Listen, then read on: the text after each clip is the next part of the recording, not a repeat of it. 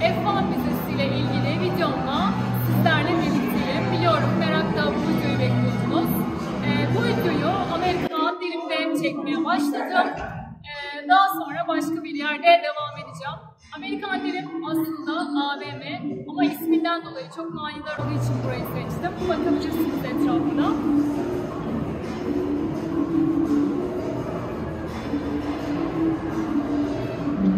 Evet, bu videoyu F1 vizesiyle ilgili kendim de çok fazla izlediğim videolara dayanarak eksik olan bilgiler olduğunu düşündüğüm için çekiyorum.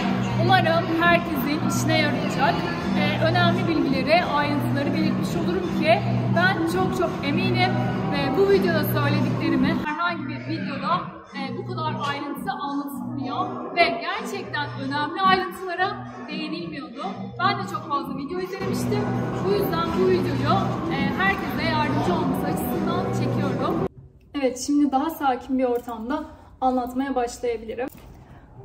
Evet, ben de sizler gibi F1 vizesine başvurmadan önce YouTube'daki herkesin deneyimlerini izliyordum, dinliyordum ve herkesin bahsettiği maddeler hemen hemen aynıydı. İşte söylenen maddelerden bir tanesi bankada belli bir miktarda hesabınızın olması gerektiği, hesapta paranın olması gerektiği, Türkiye'deki aile bağlarınız gibi maddeleri herkes sıralıyordu. Ama söylenmeyen çok önemli ayrıntılardan bir tanesini hiç kimse belirtmemişti. Okey, bankada hesabımızın olması gerekiyor.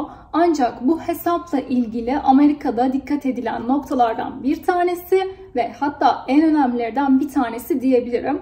Evet, sen bankadaki herhangi bir bankada hesap açmış olabilirsin. Burada belli bir miktarda parayı da göstermiş olabilirsin.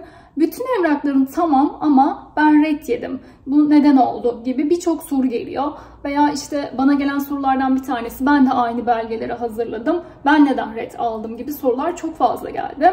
Bu yüzden toplu bir cevap olması açısından bu videoyu çekiyorum. Şimdi dikkat edilmesi gereken ayrıntılardan birinden bahsediyorum.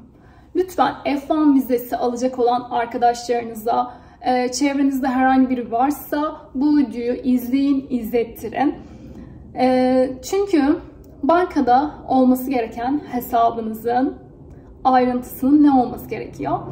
Bankada hesap olması gerekiyor, evet. Ama bu hesabınızın mutlaka ve mutlaka dolar hesabı olması ve başvurudan en az 6 ay, 1 sene öncesinde açılmış olması gerekiyor.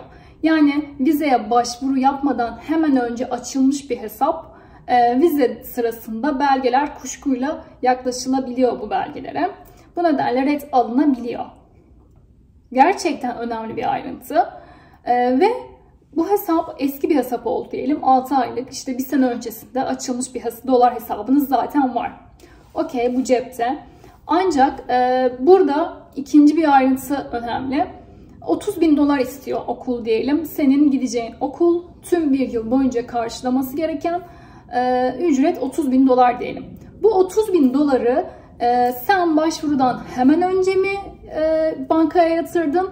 Yoksa sen zaten işte üniversitede okurken veya çalışırken Amerika'ya gitmek hayalinde zaten bu konuda bilgi herhangi bir birikim yapıyordun ve buraya zaten belli miktarda sürekli yatırıyordun. Veya toplu olarak yatırdın diyelim. Toplu olarak yatırdıysan sen bu parayı nereden kazandın? Gerçekten bu paranın geçmişini araştırıyorlar, soruyorlar. Toplu olarak yatırdığın para senin paran mı? Bundan emin olmak istiyorlar. Bununla alakalı da bir kanıt sunmanız gerekiyor belgelerin arasına. Eğer toplu olarak bir kere de yatırıyorsanız bu parayı ve başvuru sürecinden hemen önce yatırıyorsanız, bu çok önemli ayrıntıyı lütfen önemseyin. İkinci olarak söylenen maddelerden bir tanesi, neden Amerika'yı tercih ediyorsun? Burada da işte çok fazla cevaplar söylenmiş ama bu cevapların içerisinde çok genel açıklamalar var. Burada da önemli olan senin kendi amacın, işte gelecekteki hedeflerin. Sadece işte Amerika'yı çok seviyorum, o yüzden Amerika'yı tercih ettim gibi bir cevap olmaz. Veya işte İngilizcemi geliştirmek istiyorum, bu yüzden Amerika'yı tercih ettim. Neden İngiltere değil gibi sorular çok fazla gelebilir. buradaki soruya verdiğiniz cevap neden Amerika cevabı da çok önemli. Neden Amerika? Ben size soruyorum ve yorumlarda cevaplarınızı bekliyorum. Yaptığınız yorumlara göre ben de kendi cevabımı sizlere söylüyor olacağım mutlaka ve mutlaka. Üçüncü bir şık, herkesin söylediği bu maddede tabii ki ayrıntı belirtilmiyor.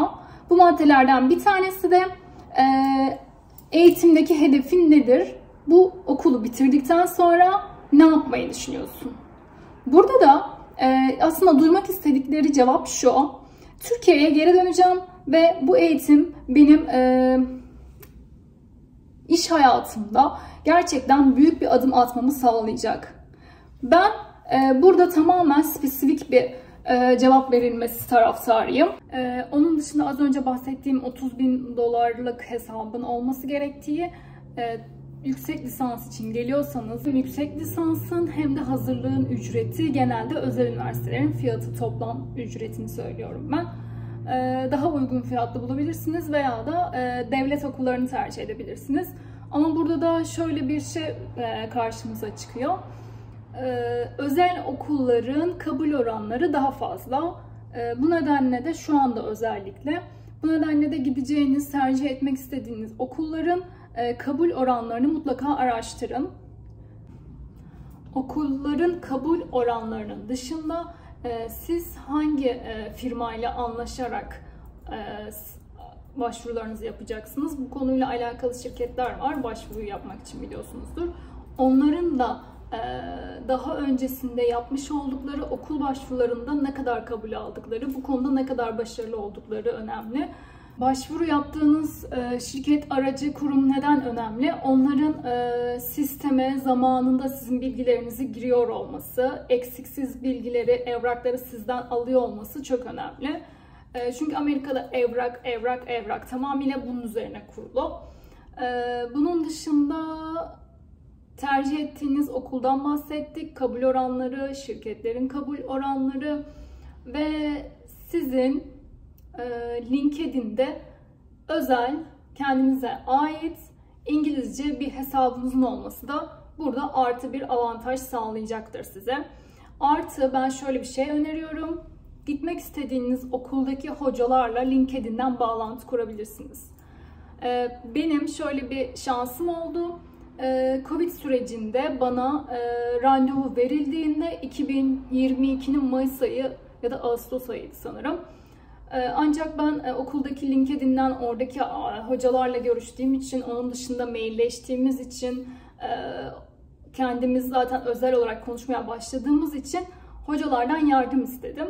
Ve üniversite benim adıma konsolosluğa mektup yazdı erken alınması için. Ve benim bir hafta içerisinde hemen randevum geldi ve görüşmeye gittim. Bu nedenle LinkedIn'de hesabınızın olması ve hocalarla iletişime geçmiş olmanız çok önemli. Bu size artı puan sağlayacaktır. Yani sadece aracı firma değil, sizin de okulla iletişime geçiyor olmanız çok büyük şans olacak bence sizin için. Bunlar dışında böyle küçük ayrıntıymış gibi gözüküyor ama aslında bunlar çok önemli noktalar. Okulun göndermiş olduğu, eğer gelip Amerika'da yüz yüze eğitim görmek istiyorsanız okulların göndermiş olduğu evraklarda yüz yüze mi istiyorsunuz? Yoksa online istiyorsun ya da eğer yüz yüze olmazsa online'da tercihimdir şıkları oluyor. Burada kesinlikle eğer Amerika vizesini erken almak istiyorsanız kesinlikle sadece yüz yüze şıkkını işaretlemeniz gerekiyor. Yoksa online başlatıp işte bir dönemi online olarak veriyorlar, ikinci dönem için randevu veriyorlar genellikle. Online başlıyorsun, ikinci dönem yüz yüze tekrardan Amerika'ya vizesi için gelebiliyorsun. Umarım herkes istediği okula, istediği zamanda randevu olarak, vizesini ayarlayarak gelebilir. Umarım herkes için çok yararlı bilgiler olmuştur. Fayda sağlayacağına ben çok eminim. Şimdiden herkese başarılar diliyorum. Lütfen beğenip, abone olup, yorum yapmayı unutmayın.